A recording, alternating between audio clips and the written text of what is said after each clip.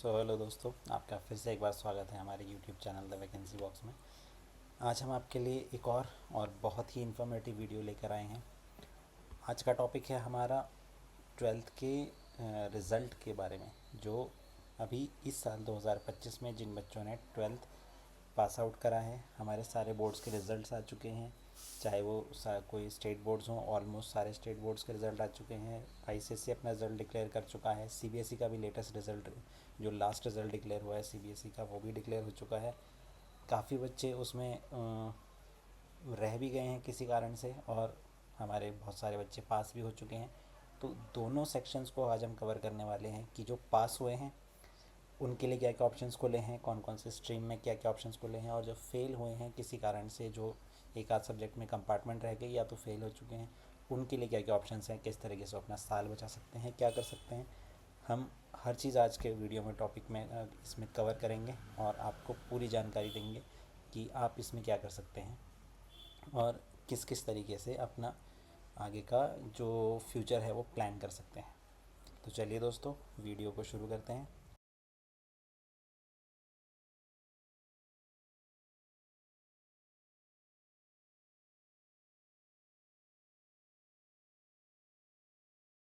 तो देखिए दोस्तों, ये वीडियो लाने में थोड़ा सा टाइम लगा है, क्योंकि हम ऐसा नहीं चाहते थे कि हम आपको जल्दबाजी में कोई भी टॉपिक आपके सामने परोस दें, या फिर हम आपको कोई मिसगाइड करें, मिसलीड करें किसी चीज़ को लेकर, या फिर कोई जानबूझकर तो नहीं पर अनजाने में ही कोई गलत इन्फॉर्मेशन आप तक ना पहुंचा दे, ताकि आपको आने वाले नियर फ्यूचर में कोई परेशानी हो या फिर कुछ हो।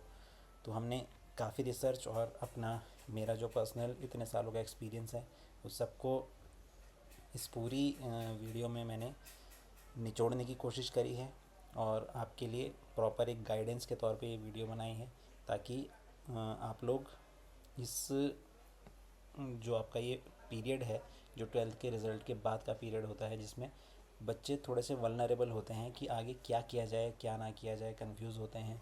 और जो फेल बच्चे होते हैं वो अपनी उम्मीद थोड़ी सी कम कर लेते हैं या छोड़ देते हैं कि अब आगे क्या ऑप्शंस हमारे लिए हो सकते हैं। वो होप को लूज़ ना कर दें कि हमारे पास आगे कोई ऑप्शंस नहीं बचे हैं।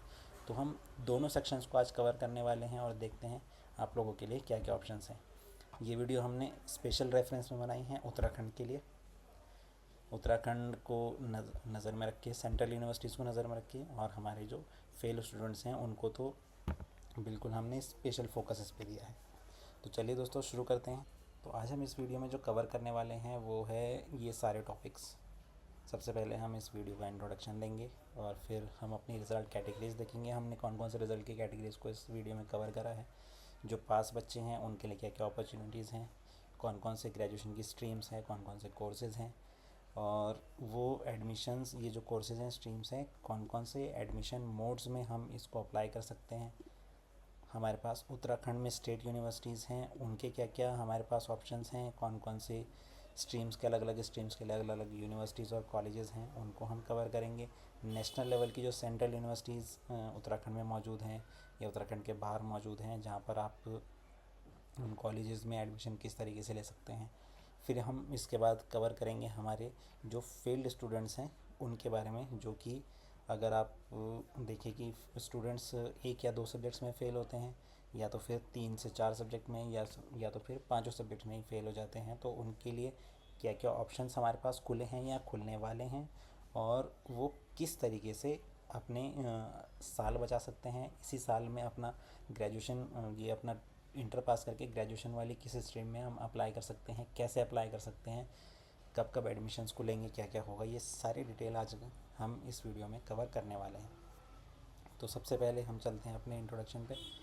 सबसे पहले आप सभी बच्चों का स्वागत है हमारे इस वीडियो में। आप जो भी बच्चे इंटरमीडिएट का एग्ज़ाम किसी भी बोर्ड से 2025 में आपने दिया है, आपके लिए क्या क्या अपॉर्चुनिटीज़ हैं पास और फेल बच्चों के लिए, हम इसमें कवर करते हैं। तो हमारी सबसे पहली कैटेगरी रहेगी पास स्टूडेंट्स की। हमारी सेकंड कैटेगरी रहेगी कंपार्टमेंट वाले स्टूडेंट्स की, जो एक सब्जेक्ट में फ़ेल हैं या फिर 2 सब्जेक्ट में फ़ेल हैं, वो कैसे कंपार्टमेंट एग्ज़ाम क्लियर करके अपना रिज़ल्ट पास में कन्वर्ट कर सकते हैं। थर्ड जो हमारी कैटेगरी रहेगी वो फेल बच्चों के लिए होगी, जो कम्प्लीटली फ़ेल हैं, 3 या 3 से ज़्यादा सब्जेक्ट में फ़ेल हैं। और उसके बाद ओपन स्कूलिंग, जो फेल बच्चों के लिए NIOS, जो हमारा national institute of open schooling board है, NIOS, ये किस तरीके से हमारे फेल बच्चों के लिए इतने सारे ऑप्शंस खोल के रखता है हर साल, हम उस चीज़ को भी कवर करेंगे। तो सबसे पहले हम बात कर लेते हैं जो हमारे पास्ट स्टूडेंट्स हैं इस बार के इंटरमीडिएट बोर्ड में, उनके लिए क्या क्या अपॉर्चुनिटीज़ हमारे सामने हैं। तो देखिए, जो भी हमारे इंटरमीडिएट के बच्चे होते हैं वो अपियरिंग अपने टर्म में ही, जब 12th में अपियरिंग हेतु होते हैं या रिज़ल्ट अवेटेड होता है, उन्होंने एग्ज़ाम दिए होते हैं या देने वाले होते हैं, उसी समय कहीं जो हमारे नेशनल एंट्रेंस एग्ज़ाम होते हैं, जैसे कि CUET UG, नीट UG या JEE मेंस के एग्ज़ाम या कंपनी सेक्रेटरी के एग्ज़ाम, ये सारे के सारे इनके एप्लीकेशंस फॉर्म खुल जाते हैं। और उसके लिए काफ़ी सारे बच्चे, ऑलमोस्ट सभी बच्चे अप्लाई करते हैं। तो सबसे पहले तो आपको यही ध्यान रखना होता है कि ये सारे जो हमारे एग्ज़ाम्स हैं इनके लिए अप्लाई करें। एटलीस्ट आप जब 12th अपियरिंग है तो आपको इन एग्ज़ाम्स के लिए अप्लाई करना चाहिए। जो अभी 2025 में पास आउट हैं, चाहे वो अभी 2025 में 12th में जिनका अभी एडमिशन हुआ है, जो अगले साल बोर्ड का एग्ज़ाम देने जा रहे हैं, उनके लिए भी ये बहुत इम्पोर्टेंट है कि अपने 12th के अपियरिंग ईयर में, एटलीस्ट अपियरिंग ईयर में ये सारे एग्ज़ाम्स का एंट्रेंस दें। इससे क्या होता है, हमारा रीच बढ़ती है, हमारा माइंड ब्रॉड होता है, हमारे लिए ऑप्शंस खुलते हैं, हमें इंट्रोडक्शन मिलता है एक बड़े लेवल के एग्ज़ाम को देने का, कि हम, हमारे सामने क्या चीज़ है और हम कितने पानी में हैं, और हम इस एग्ज़ाम को, चाहे वो कितना भी डिफ़िकल्टी लेवल का हो, हम इसको कैसे क्वालिफाई कर सकते हैं, हमारे सामने क्या क्या अपॉर्चुनिटीज़ इसके बाद आने वाली हैं। आपका एक इंट्रोडक्शन होता है इन सब चीज़ों से। ये पहला इंट्रोडक्शन होता है जब आप इतनी बड़ी बड़ी सेंट्रल यूनिवर्सिटीज़ का, इतने बड़े लेवल के नेशनल एग्ज़ाम्स देते हैं, इतने हाई डिफ़िकल्टी लेवल के एग्ज़ाम्स देते हैं। तो ये सब एग्ज़ाम आपको देने चाहिए। इस बार भी अच्छे लेवल पे CUET UG के जो है एप्लीकेशन फॉर्म भरे गए हैं, जिसमें सारी की सारी हमारी ऑल इंडिया की सेंट्रल यूनिवर्सिटीज़ पार्टिसिपेट करती हैं, उसी के थ्रू एडमिशन्स मिलता है। और उसके बाद नीट UG के भी अच्छे खासे एप्लीकेशन फॉर्म्स इस बार भी भरे गए हैं हर साल की तरह। JEE मेंस के 2 सेशन के एग्ज़ाम हो चुके हैं, दोनों सेशन में ही अच्छे खासे बच्चों ने एग्ज़ाम दिया है, और JEE मेंस के तो रिज़ल्ट भी डिक्लेयर हो चुके हैं, JEE एडवांस के भी जो हमारे रजिस्ट्रेशन है वो भी कंप्लीट हो चुके हैं। JEE एडवांस का अब एग्ज़ाम होने वाला है। तो ये, और कई अपेयरिंग बच्चों ने भी नीट JEE मेंस में अच्छा परफॉर्म किया है, अच्छा रिज़ल्ट दिया है, तो उनके लिए भी बहुत कॉन्ग्रेचुलेट। जो नहीं दे पाए हैं, जो अब ट्राई करेंगे आगे JEE मेंस को अपना फोकस बनाकर नेक्स्ट ईयर की प्रिपरेशन करेंगे, तो वो बच्चे भी, उन्होंने भी अच्छा परफॉर्म करा है। अब जो उनका ये इंट्रोडक्शन था JEE मेंस का फर्स्ट टाइम, अब आगे के लिए आपके वो एक एक्सपीरियंस बन जाएगा। जब आप अगले साल JEE मेंस का एग्ज़ाम देंगे तो आपको पता होगा कि हम किस चीज़ से डील कर रहे हैं, हम किस एग्ज़ाम से डील कर रहे हैं, हम किस डिफ़िकल्टी लेवल से डील कर रहे हैं, और हमें उसके लिए किस तरीके से मेंटली प्रिपेयर रहना है। नीट UG का इस बार जो एग्ज़ाम था काफ़ी डिफ़िकल्ट था, तो ज़रूरी नहीं है कि अगले साल भी डिफ़िकल्ट हो, पर आप इस डिफ़िकल्ट लेवल का एग्ज़ाम दे के निकले हैं, तो आप, फिर वही बात आती है कि आप अपने आप को मेंटली प्रिपेयर रखेंगे अगर आप अगली बार प्रिपेयर होकर नीट UG का मेडिकल एग्ज़ाम देंगे। इसके अलावा जो सेंट्रल लेवल के हैं, हमारे जो कॉमर्स स्ट्रीम के बच्चे होते हैं, जो कंपनी सेक्रेटरी का CS फाउंडेशन का एग्ज़ाम देते हैं। कंपनी सेक्रेटरी एक बहुत अच्छे लेवल का, कॉमर्स स्टूडेंट्स के लिए बहुत अच्छे लेवल का एग्ज़ाम है। सभी कॉमर्स स्टूडेंट्स को 12th अपेयरिंग में, एटलीस्ट 12th अपेयरिंग में कंपनी सेक्रेटरी का एग्ज़ाम देना चाहिए। ये एक फाउंडेशन कोर्स होता है जो आपको इस फील्ड में, financial field, management field, accountancy field, इसमें एक बेस प्रोवाइड करता है। इसके बाद आप CS के बाद आप फिर CA की तैयारी कर सकते हैं। आप CA के लिए जब पेपर देने जाएंगे तो CS फाउंडेशन अगर आपने एग्ज़ाम दिया हो या क्लियर किया हो, CS का आपने ये कंपनी सेक्रेटरी का कोर्स किया हो, तो आप बहुत अच्छे लेवल पे आप आगे CA के लिए फुल कॉन्फिडेंस के साथ आप अप्लाई कर सकते हैं। बहुत अच्छी कैरियर अपॉर्चुनिटी है। तो बहुत इम्पॉर्टेंट है कि आप ये एग्ज़ाम दें, इनमें अपेयर हों, इनका एक्सपीरियंस लें और फिर नेक्स्ट ईयर के लिए आगे के लिए अपना फ्यूचर तैयार करें। इसके अलावा हमारे पास क्या ऑप्शंस होते हैं कि हम रेगुलर और कॉरेस्पॉन्डेंस में ग्रेजुएशन भी कर सकते हैं। जो नॉर्मल ग्रेजुएशन होती है हमारी दोस्तों, जैसे कि स्टेट यूनिवर्सिटीज़ में या फिर हम हमारे लोकल कॉलेजेस में ग्रेजुएशन, या तो फिर कोई डिप्लोमा कोर्स जैसे कि पॉलिटेक्निक होता है, और कोई नॉन प्रोफेशनल या अदर कोर्सेज जितने भी हैं प्रोफेशनल कोर्सेज, सबके लिए अप्लाई कर सकते हैं। उत्तराखंड में पॉलिटेक्निक के लिए यूबीटीआर का जीप का एप्लीकेशन फॉर्म हर साल निकलता है, जो भरे जा चुके हैं जून में, जिसका एंट्रेंस होने वाला है, जो टेक्निकल लेवल का हमारा डिप्लोमा कोर्स करवाता है। और इसके अलावा regular graduation BA, BSc, BCom, BBA, ये सब कोर्सेज़ के लिए भी हमारे पास बहुत सारी अच्छी उत्तराखंड में स्टेट यूनिवर्सिटीज़ हैं, कॉलेजेस हैं जो अच्छे लेवल पे कोर्स करवाते हैं, आगे अच्छी अपॉर्चुनिटीज़ मिलती हैं। और अगर आप, जैसे कि हमने भी बात करी कि बच्चे नीट और जेईई मेंस की तैयारी के लिए 1 साल या 2 साल का ब्रेक लेते हैं, उसके बीच अपनी तैयारी करते हैं, उसके बीच अगर आप चाहें तो साथ साथ में कॉरेस्पॉन्डेंस में भी ग्रेजुएशन कंप्लीट कर सकते हैं। कॉरेस्पॉन्डेंस में हमारे पास क्या क्या ऑप्शंस हैं, आगे इस बारे में बात करते हैं। तो आगे चलते हैं दोस्तों, ग्रेजुएशन में क्या क्या स्ट्रीम्स और कोर्सेज़ हैं हमारे पास। नॉर्मल ग्रेजुएशन में हमारे पास जो हमारे आर्ट साइड के बच्चे हैं उनके लिए बीए का है। बीए जो रेगुलर कोर्स होता है 3 सब्जेक्ट के कॉम्बिनेशन के साथ, या तो फिर सीबीसीएस सिस्टम में देखें तो 2 सब्जेक्ट या 3 सब्जेक्ट हमारे मेन रहते हैं, कोर सब्जेक्ट रहते हैं, फिर हम ऑप्शनल या वोकेशनल या को करिकुलम सब्जेक्ट के साथ अपना कॉम्बिनेशन बनाते हैं। उसके अलावा हमारे पास होता है बीए ऑनर्स की डिग्री। बीए ऑनर्स आप एक सब्जेक्ट में स्पेशलाइजेशन करते हैं, जैसे कि BA honours English, BA honours आपका history, political, sociology etcetera, geography वगैरह। उसके अलावा हमारे पास हैं लैंग्वेज कोर्सेज़ का ऑप्शन। लैंग्वेज कोर्सेज़ में हमारे पास बहुत अच्छी यूनिवर्सिटी है उत्तराखंड में, दून यूनिवर्सिटी, जिसके एप्लीकेशन फॉर्म अभी लाइव हैं। उसके लिए हमने वीडियो भी बनाई है, जो आप ऊपर आई बटन पे क्लिक करके देख सकते हैं। उसमें भी बहुत सारे कोर्सेज़ हैं, जापानीज़, स्पेनिश, जर्मन और चाइनीज़। बहुत अच्छे लेवल पे वो कोर्स वहाँ पर कराए जाते हैं, अच्छी तैयारी कराई जाती है, बहुत अच्छे लेवल पे वहाँ से ग्रेजुएट होकर बच्चे पहुँचे हैं, अच्छी अच्छी मल्टीनेशनल कंपनीज़ में उनकी प्लेसमेंट हुई है। ये सारे ऑप्शंस हमारे पास हैं। इसके अलावा बीबीए और अलग अलग कोर्सेज़ हमारे पास हैं, जो आर्ट्स स्ट्रीम के बच्चे, हमारे बहुत सारी अपॉर्चुनिटीज़ खुली होती हैं आर्ट साइड के बच्चों के लिए। फिर बात करते हैं साइंस स्ट्रीम के बच्चों के लिए। सेम बीएससी, हमारे जो रेगुलर बीएससी कोर्स होते हैं 3 सब्जेक्ट का कॉम्बिनेशन, जूलॉजी, बॉटनी, केमिस्ट्री, या फिर अगर आप मैथ्स ग्रुप के हैं तो फिज़िक्स केमिस्ट्री मैथ्स, या physics chemistry zoology, statistics, geography, बहुत सारे ऑप्शंस हैं हमारे पास, कॉम्बिनेशन है सब्जेक्ट्स के।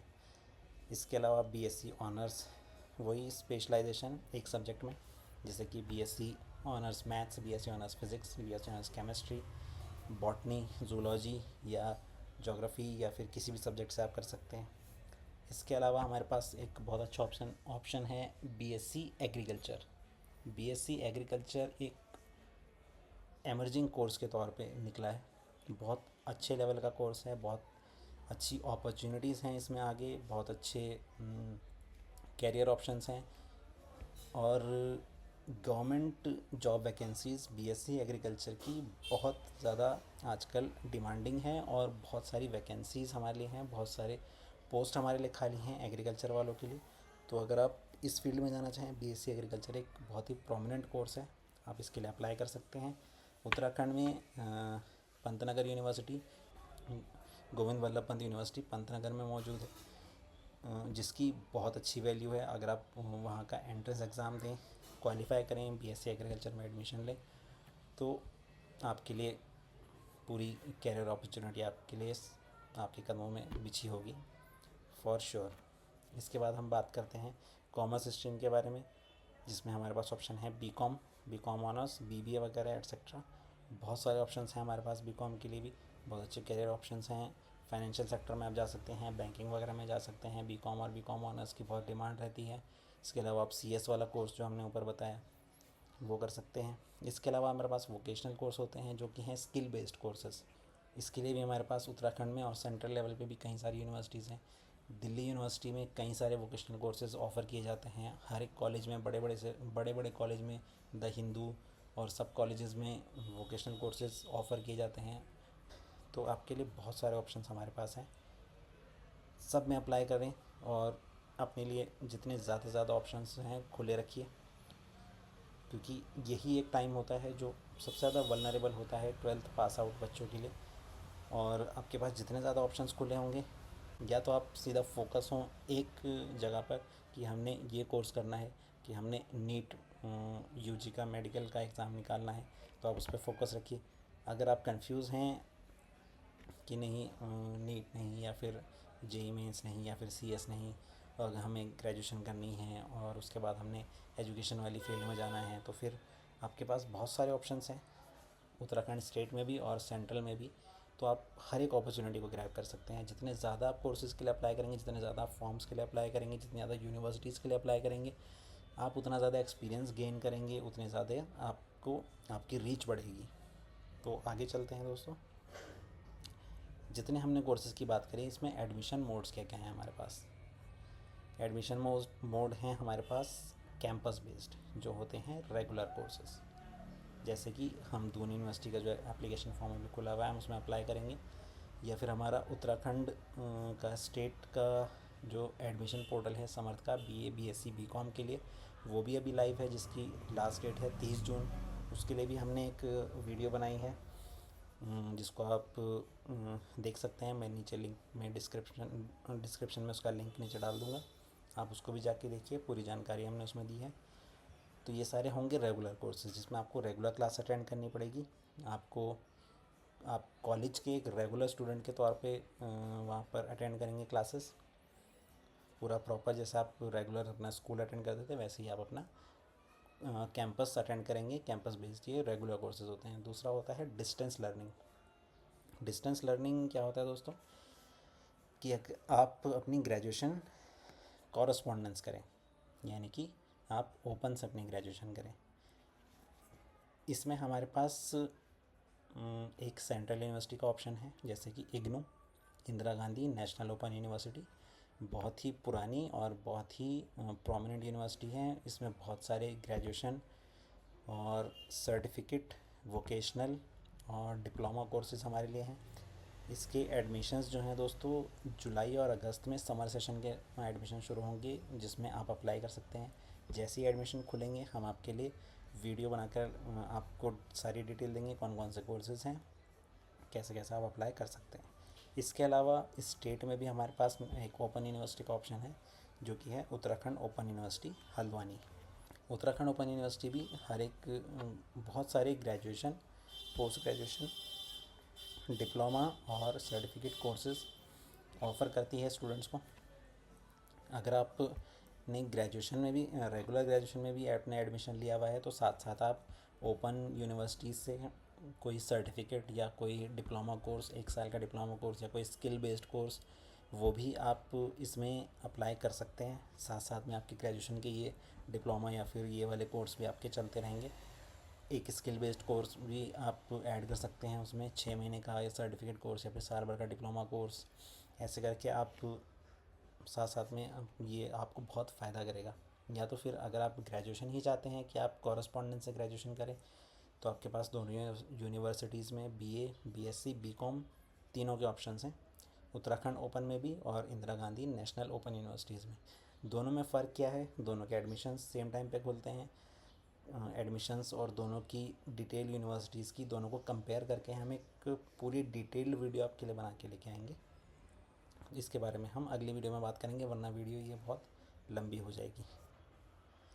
फिर हमारे पास जो स्टेट यूनिवर्सिटीज़ हैं, अभी तक हमने सेंट्रल की बात करी, अब हमारे पास जो स्टेट यूनिवर्सिटीज़ हैं उत्तराखंड में, उनके बारे में बात करते हैं। तो देखिए, अभी मैंने बात करी थी GB Pant university of agriculture and technology की। बहुत ही अच्छी यूनिवर्सिटी है, जैसे कि मैंने बताया, बहुत वैल्यू है इस यूनिवर्सिटी की। बहुत ही प्रोमिनेंट यूनिवर्सिटी है, बहुत अच्छे कोर्सेज हैं और बहुत ही डिसिप्लिन्ड यूनिवर्सिटी है दोस्तों। इसके बाद दूसरी हमारी यूनिवर्सिटी आती है VCSG, Veer Chandra Singh Garhwali Uttarakhand university of horticulture and forestry. इसके लिए आप अप्लाई कर सकते हैं। इसमें भी आपको हॉर्टिकल्चर, एग्रीकल्चर और फॉरेस्ट्री के सारी यूनिवर्सिटीज़ के इसमें कोर्सेज़ के ऑप्शंस आपको मिल जाएंगे। तीसरी हमने बात करी थी दून यूनिवर्सिटी की, जिसके एडमिशन अभी खुले हुए हैं। दून यूनिवर्सिटी में आपके पास लैंग्वेज कोर्सेज़ के बहुत ऑप्शंस हैं, फ्रेंच, जर्मन, स्पेनिश और आपका जापानीज़ और चाइनीज़, ये सारे, और इंग्लिश, ये सारे लैंग्वेज कोर्सेज़ का ऑप्शन है। इसके अलावा बीकॉम ऑनर्स, बीबीए और बीएससी के भी कुछ कोर्सेज़ इसमें बहुत अच्छे कोर्सेज़ हैं, बहुत ही प्रोमिनेंट यूनिवर्सिटी है। आप इसके लिए अप्लाई कर सकते हैं। 31 मई इसकी एप्लीकेशन फॉर्म भरने की लास्ट डेट है। फिर है दोस्तों HNB Uttarakhand medical education university. जो बच्चे मेडिकल, पैरामेडिकल और नर्सिंग वाली फील्ड में जाना चाहते हैं, मेडिकल लाइन में जाना चाहते हैं, उनके लिए हमारे पास उत्तराखंड में उत्तराखंड मेडिकल एजुकेशन यूनिवर्सिटी है, जो हमारी नीट की, अंडर ग्रेजुएट की और पोस्ट ग्रेजुएट की भी, दोनों की ही जो काउंसलिंग होती है HNB UMU के थ्रू ही होती है। जो हमारे नर्सिंग के एंट्रेंस एग्ज़ाम उनकी काउंसलिंग होती है वो भी UMU के अंडर में ही होती है, और हमारे पैरामेडिकल कोर्सेज़ वो भी UMU के अंडर में ही होते हैं। तो UMU सबसे बड़ी उत्तराखंड की यूनिवर्सिटी है, बहुत इम्पोर्टेंट यूनिवर्सिटी है। हमने एक वीडियो भी बनाई थी Uttarakhand medical nursing medical entrance exam के बारे में। बहुत बच्चों की क्वेरी है कि मेडिकल एंट्रेंस के ये नर्सिंग के एंट्रेंस के एग्ज़ाम कब आने वाले हैं, अभी तक लाइव नहीं हुए हैं, जबकि नोटिस दिया गया था कि 15 जून तक एग्ज़ाम हो जाएगा। नर्सिंग के एंट्रेंस के एग्ज़ाम जल्द ही खुलने वाले हैं, जून फर्स्ट वीक में एडमिशन्स, ये एंट्रेंस के फॉर्म जो हैं जल्दी लाइव हो जाएंगे, आप चिंता मत कीजिए।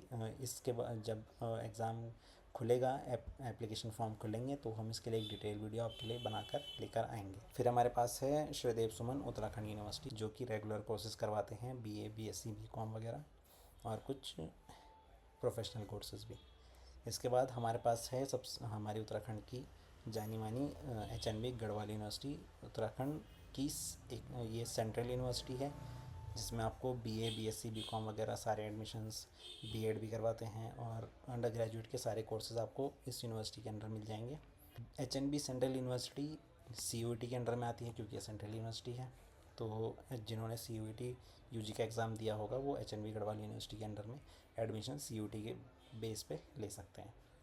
फिर इसके बाद आती है कुमाऊँ यूनिवर्सिटी और सोबन सिंह जीना यूनिवर्सिटी अल्मोड़ा। तो ये जो 3 यूनिवर्सिटीज़ हैं, श्रीदेव सुमन, कुमाऊँ यूनिवर्सिटी और सोबन सिंह जीना यूनिवर्सिटी, ये तीनों ही अपने इस बार लास्ट ईयर से 2024 से ये तीनों के एडमिशन्स कंबाइंड एक पोर्टल पे होते हैं, समर्थ पोर्टल, जो कि आजकल एडमिशन लाइव है, जिसकी 30 जून लास्ट डेट हमने कुछ देर पहले आपको बताई थी। वो तीनों यूनिवर्सिटीज़ उसी समर्थ पोर्टल पे पार्टिसिपेटिंग यूनिवर्सिटीज़ हैं, और इनका एडमिशन उसके थ्रू होता है। और अभी जो हमने ऊपर बात करी थी उत्तराखंड की इकलौती ओपन यूनिवर्सिटी जो डिस्टेंस लर्निंग पे फोकस करती है, उत्तराखंड ओपन यूनिवर्सिटी हल्द्वानी, इसमें आप डिस्टेंस लर्निंग कर सकते हैं सारे ग्रेजुएट के courses, BA BSc BCom, certificate courses, professional courses, diploma courses, post graduate diploma courses इसके अंडर में है। तो आप इसके लिए एडमिशन्स खुलेंगे जुलाई अगस्त में, उसके लिए हमने बताया है कि अलग से एक वीडियो आपके लिए बनाई जाएगी। तो ये सारी इंपॉर्टेंट और प्रोमिनेंट यूनिवर्सिटीज़ हैं जिसमें आप एडमिशन ले सकते हैं, जिनके लिए आपको अप्लाई करना चाहिए। अब नेक्स्ट हम बात करते हैं नेशनल और सेंट्रल लेवल यूनिवर्सिटीज़ की। तो जो ज़्यादा बड़ी यूनिवर्सिटीज़ हैं, जो पॉपुलर यूनिवर्सिटीज़ हैं, जैसे कि दिल्ली यूनिवर्सिटी, ये भी CUET के अंडर आती है, BHU ये भी CUET के अंडर आती है, JNU जवाहरलाल नेहरू यूनिवर्सिटी ये भी CUET के अंडर ही आती है। तो जिन्होंने CUET का एंट्रेंस दिया है, CUET का एग्ज़ाम दिया है, वो इन यूनिवर्सिटीज़ में एडमिशन लेने के लिए एलिजिबल होंगे। तो जब CUET का आपका रिज़ल्ट आ जाएगा तब आप इनके लिए रजिस्ट्रेशन कर सकते हैं और अप्लाई कर सकते हैं। ऊपर हमने एग्जांपल दिया था हमारी जो डिस्टेंस लर्निंग के लिए नेशनल यूनिवर्सिटी है, सबसे बड़ी national university Indira Gandhi national open university. इसके एडमिशन्स के बारे में हमने आपको डिटेल दे दी है, जैसे ही एडमिशन्स खुलेंगे हम आपको वीडियो बनाकर इसकी पूरी डिटेल देंगे। इसमें हम वही सारे regular graduation courses BA BSc BCom और आपके diploma, certificate courses, professional courses, vocational courses, बहुत सारे कोर्सेज हैं इग्नू के अंडर में जो आप कर सकते हैं। बहुत अच्छी यूनिवर्सिटी है, बहुत वैल्यू है इस यूनिवर्सिटी की, तो आप इसके लिए भी अप्लाई कर सकते हैं अगर आप कॉरस्पॉन्डेंस ग्रेजुएशन के फेवर में है। तो नेक्स्ट अब हम बात करते हैं जो बच्चे हमारे इस सेशन में 2025 के एंड 12th के एग्ज़ाम में फ़ेल हुए हैं। उम्मीद ना छोड़े दोस्तों, आपके लिए बहुत सारे ऑप्शंस हैं हमारे पास। क्या क्या ऑप्शंस हैं उन सब के लिए बात करते हैं। सबसे पहली चीज़ कि आपके लिए, जैसे हमने बताया कि ऑप्शंस बहुत सारे हैं इम्प्रूवमेंट के लिए। आप अपने अंदर भी इम्प्रूवमेंट ला सकते हैं और अपने रिज़ल्ट में भी। देखिए दोस्तों, एक रिज़ल्ट अगर आपका ख़राब गया है तो उससे कुछ नहीं होता। आपके पास और भी ऑप्शंस हैं, आपके पास और भी अपॉर्चुनिटीज़ हैं अपना कमबैक करने के लिए, अपने आप के अंदर थोड़ा सा सुधार करने के लिए। और आप वापस आ सकते हैं। आप अपने को अलग ना समझिए कि आप उस भीड़ से अलग हो चुके हैं जो आपसे बहुत आगे निकल चुके हैं। ऐसा कुछ नहीं है। आप अभी भी उतने ही काबिल हैं और आप अभी भी उतने ही अपने आप को सक्षम समझिए कि आप सब चीज़ कर सकते हैं। आपके लिए क्या क्या अपॉर्चुनिटीज़ हैं, हम इस बारे में अब आगे बात करते हैं। तो देखिए, सबसे पहले हम बात करेंगे उन बच्चों के लिए जो कि सिर्फ एक या दो सब्जेक्ट्स में ही फेल हुए हैं। तो आपके पास सबसे बड़ा जो ऑप्शन है वो है कंपार्टमेंट एग्ज़ाम का। सबसे पहले देखिए, कंपार्टमेंट एग्ज़ाम लगभग हर एक बोर्ड करवाता है। जो बच्चे एक सब्जेक्ट में फ़ेल होते हैं वो कंपार्टमेंट के लिए अप्लाई कर सकते हैं, सिर्फ आईसीएसई बोर्ड को छोड़कर। आईसीएसई बोर्ड ने 2024 से कंपार्टमेंट एग्ज़ाम अपने बंद कर दिए। आईसीएसई अब कंपार्टमेंट एग्ज़ाम नहीं करवाता है। उसके अलावा सीबीएसई और लगभग सभी स्टेट बोर्ड्स कंपार्टमेंट एग्ज़ाम करवाते हैं। यूपी कंपार्टमेंट एग्ज़ाम करवाता है, उत्तराखंड बोर्ड कंपार्टमेंट एग्ज़ाम करवाता है। लगभग सारे जो बोर्ड हैं वो कंपार्टमेंट एग्ज़ाम करवाते हैं। कंपार्टमेंट एग्ज़ाम का एक रूल होता है कि आप सिर्फ एक सब्जेक्ट में कंपार्टमेंट दे सकते हैं। तो हमने दो सब्जेक्ट का क्यों बोला है? तो देखिए, जैसे कि हम सीबीएसई का एग्जांपल ले लें। सीबीएसई में बेस्ट ऑफ 5 सब्जेक्ट्स का कोई ऑप्शन नहीं होता। जो आपके मेन 5 सब्जेक्ट हैं, सिर्फ उन्हीं 5 सब्जेक्ट का आपके पास ऑप्शन होता है कि आप वो मेजर 5 सब्जेक्ट में आप पास हों। फिर भी सीबीएसई ने एक ऑप्शन दिया है एडिशनल सब्जेक्ट का, कि आप एक एडिशनल सब्जेक्ट के तौर पे अपने पास एक सब्जेक्ट रख सकते हैं। जैसे कि अगर आपका कॉम्बिनेशन है, अगर आप मैथ्स ग्रुप के बच्चे हैं तो आपके पास 5 सब्जेक्ट होंगे, Hindi, English, physics, chemistry, maths. उसके अलावा जो आपके मेजर 5 सब्जेक्ट हैं, आप उसके अलावा एक ऑप्शन रख सकते हैं फ़िज़िकल एजुकेशन। तो अगर आपने फ़िज़िकल एजुकेशन एक ऑप्शन रखा है और आप 2 सब्जेक्ट में फ़ेल हुए हैं, सपोज़ आप मैथ्स में और केमिस्ट्री में फ़ेल हुए हैं, तो आपके पास 2 सब्जेक्ट की कंपार्टमेंट की मार्कशीट आएगी। अब आप उसमें ये कर सकते हैं कि आप फ़िज़िक्स में कंपार्टमेंट का एग्ज़ाम दे दें। तो फ़िज़िक्स में आप पास हो जाएंगे तो फिर आप 5 सब्जेक्ट में कुल मिलाकर 5 पास हो जाएंगे। 6 में से 5 सब्जेक्ट में आप पास हो जाएंगे, इंक्लूडिंग फ़िज़िकल एजुकेशन। तो आपके जो मार्कशीट आएगी वो आएगी पास की। कौन से 5 subject? Hindi, English, physics, maths और फ़िज़िकल एजुकेशन। जो आपका एक सब्जेक्ट बचा केमिस्ट्री, वो आपका लास्ट में चला जाएगा, नीचे चला जाएगा, जिसमें अभी भी लिखा हुआ आएगा आरटी, रिपीटिंग थ्योरी। तो फिर आपके पास आपने एक पास की मार्कशीट आ जाएगी।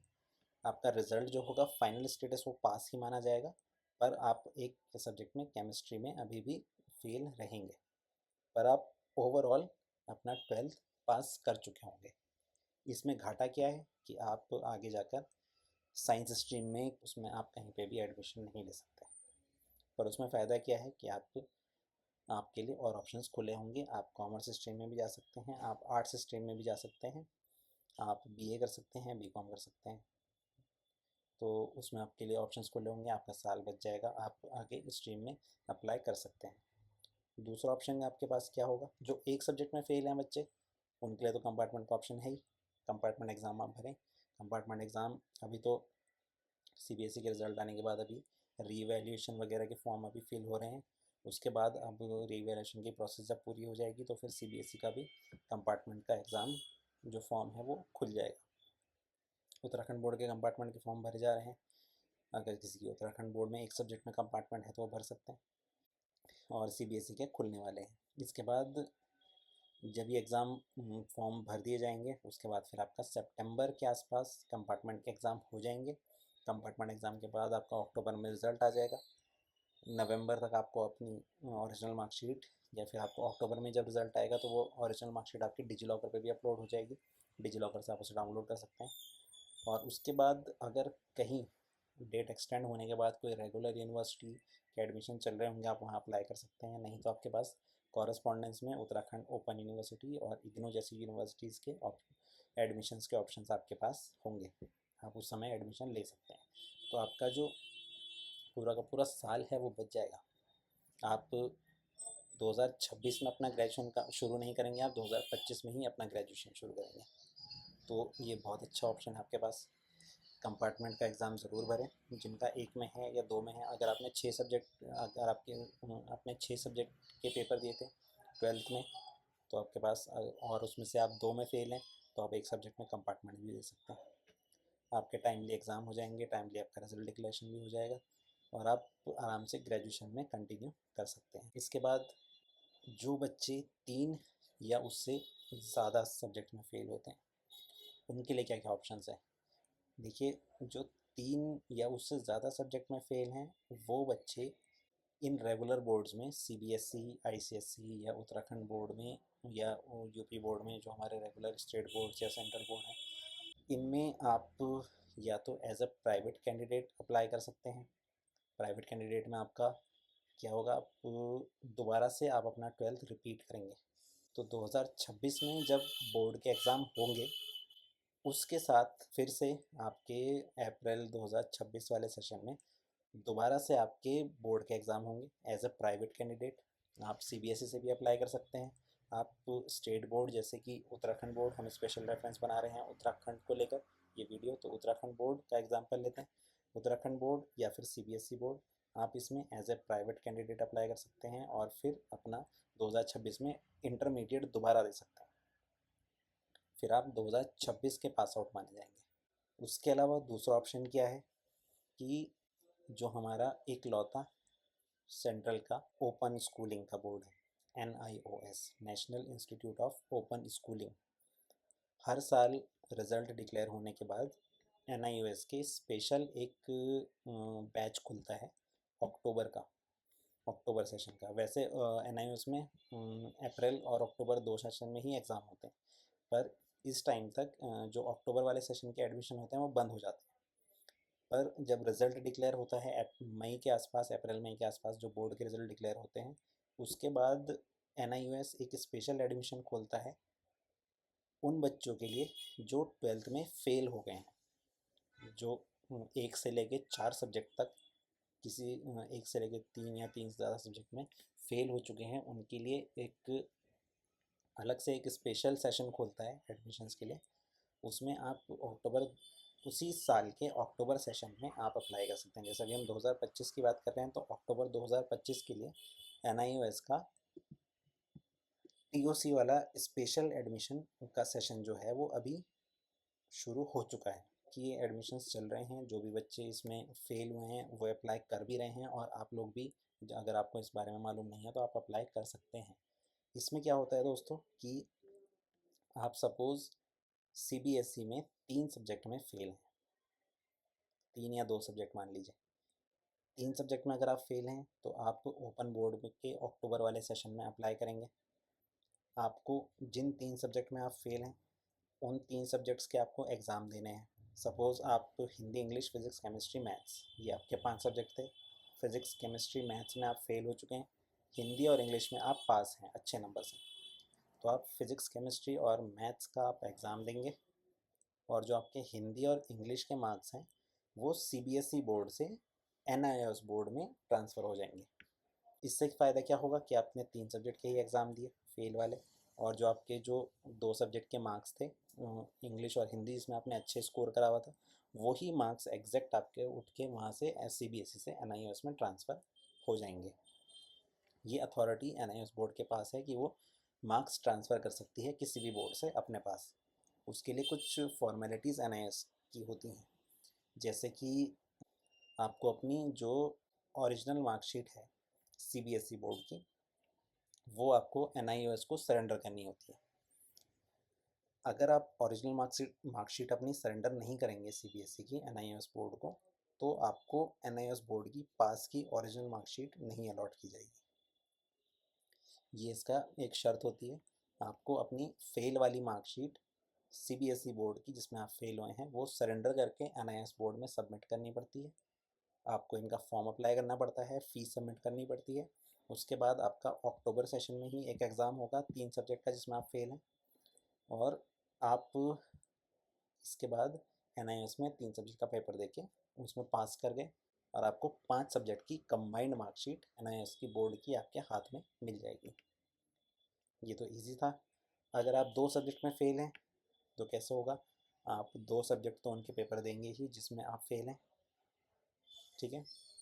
उसके बाद 2 सब्जेक्ट के अलावा पर आपको इसमें 3 सब्जेक्ट मिनिमम देने पड़ते हैं दोस्तों। जो ये स्पेशल चांस है अक्टूबर सेशन वाला, TOC वाला, ट्रांसफ़र ऑफ क्रेडिट वाला, इसमें आपको 3 सब्जेक्ट के पेपर देने होते हैं। तो अगर आप 2 सब्जेक्ट में फ़ेल हैं, आप NIOS से अप्लाई कर रहे हैं, तो 2 सब्जेक्ट तो वो हो गए जिसमें आप फेल हैं, और 1 सब्जेक्ट आप अपनी चॉइस का अपने साथ ऐड कर सकते हैं कि मैं 2 सब्जेक्ट ये फेल वाले और 1 ये मेरी चॉइस का सब्जेक्ट है, मैं इसका 3 सब्जेक्ट का पेपर दूंगा। और 2 आपके मार्क्स जिसमें आपने अच्छा स्कोर करा हो आप वो रहने दीजिए, उसको TOC में डाल दीजिए, ट्रांसफ़र ऑफ क्रेडिट में डाल दीजिए। तो आपके वो 2 सब्जेक्ट जिसमें आपने अच्छा स्कोर करा है वो मार्क्स आपके ट्रांसफ़र हो गए NIOS बोर्ड में, और 3 सब्जेक्ट के आप पेपर देखिए उसमें अच्छा स्कोर करके उसमें पास हो गए, तो आपके परसेंटेज भी अच्छे बन गए और आपको पास की एक मार्कशीट भी मिल गई, सेम 2025 बैच की। आपका साल भी ख़राब नहीं हुआ। और इसमें अगर आप 4 से ज़्यादा सब्जेक्ट में फेल हैं, जैसे कि 4 सब्जेक्ट, अब इसमें तो मिनिमम 3 का ऑप्शन है कि आप 3 के ही मार्क्स ट्रांसफ़र कर सकते हैं NIOS में, जो हमारा स्पेशल 2025 वाला बैच है, इसमें 3 सब्जेक्ट में। अगर आप 4 से ज़्यादा सब्जेक्ट में फेल हैं, 4 या 5 सब्जेक्ट में फेल हैं, तो आप अप्रैल 2026 वाला इसमें एडमिशन ले सकते हैं। सेशन फर्स्ट के एडमिशन अभी खुले हैं NIOS बोर्ड में, आप अप्लाई कर सकते हैं। आपका पेपर 2026 में अप्रैल के बैच में होगा। आप रेगुलर स्टूडेंट काउंट होंगे, 26 में आपके पेपर होंगे, टाइमली आपका रिजल्ट आ जाएगा, टाइमली आपको आपकी मार्कशीट मिल जाएगी और आप किसी भी यूनिवर्सिटी में फिर एडमिशन के लिए अप्लाई कर सकते हैं। देखिए दोस्तों, NIOS एक नेशनल बोर्ड है, एक गवर्नमेंट रिकॉग्नाइज्ड नेशनल बोर्ड है ओपन स्कूलिंग के लिए। ये एक लौता नेशनल बोर्ड है ओपन स्कूलिंग के लिए। इसमें हर साल लाखों स्टूडेंट्स अप्लाई करते हैं। इसमें कई बच्चे ऐसे भी कंफ्यूज होते हैं जो NIOS के बारे में नहीं जानते कि इस बोर्ड की वैल्यू होगी क्या, हमें आगे एडमिशन मिलेगा या नहीं मिलेगा, ऐसे करके कुछ। तो आपको डरने की कोई ज़रूरत नहीं है, आप NIOS से अप्लाई करने के बाद कहीं पे भी एडमिशन ले सकते हैं। हाँ, नीट में थोड़ा सा ये होता है कि नीट में NIOS को लेकर एक स्पेशल कोड दिया जाता है कि आप NIOS से पास हैं या फिर आपने सिंगल सब्जेक्ट NIOS से कॉम्बिनेशन के लिए करा है, तो आपको मेंशन करना पड़ता है।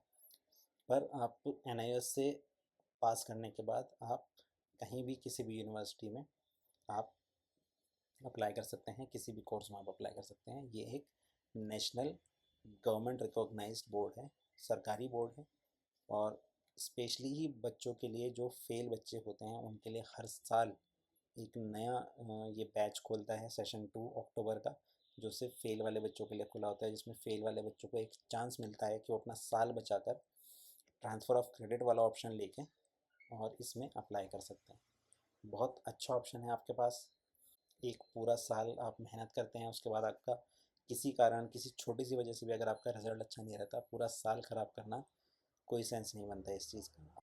इसके लिए आपके पास ये ऑप्शंस होते हैं कि आप इस बोर्ड में अप्लाई करें, अपना साल बचाएं, अपने अच्छे मार्क्स जो आपके आए हैं बाकी सब्जेक्ट्स में तो उसको आप ट्रांसफ़र कर लें, और वो आपके मार्क्स जो अच्छे मार्क्स हैं वो भी रह जाएंगे, आपको उसमें तैयारी भी नहीं करनी है।